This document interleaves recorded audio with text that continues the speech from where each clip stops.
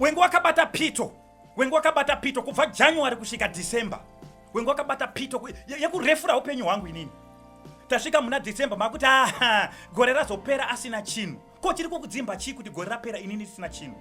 Wengu utori refuri. Ndaisaziva kuti uri refuri upenyu hwangu ini.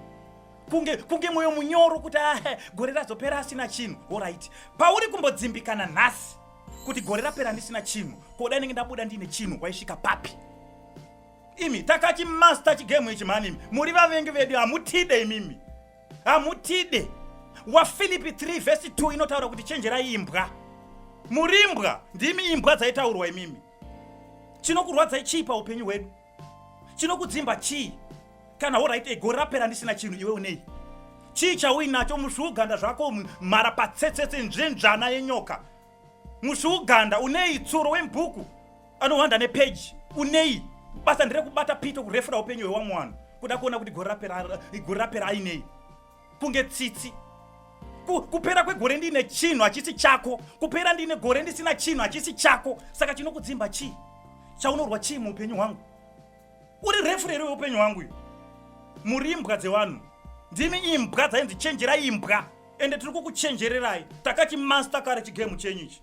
Mazvinzwa? Muri vavengi vedu hamutide imi. Mazino ndeyenhemayo. Musatisekerera tidye kumba kwenyu kaisu. Chamunotisekerera chii? Hapana kana zuva 1 raunomboswera naMwari.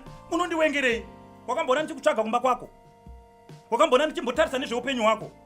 Takarasima neupenyu hwangu. Unei nawo? Gore razopera asina chinhu wedu weye.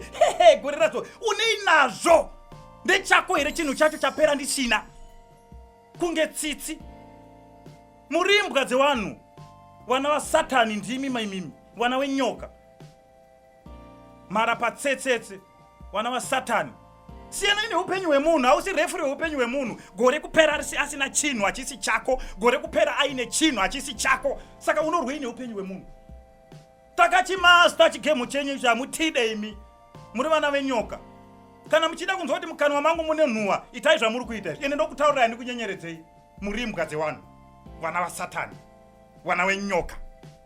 Tsuku kuwiri futi ine misoro mitatu, mwe kumusoro, mwe kuzasi, mwe padumbu, pese pawabata unorumwa. Imbwa dzevanhu. Takachi master ichi chigame chenyu ichi. Muri vavengi wedu imi zviri pachena izvi. Mutori wavengi wedu zviri pachena. Ane nharo ndiani? Gore rapera asina chinhu. Muri imbwa dzevanhu imimi. Munorwei? T1 station.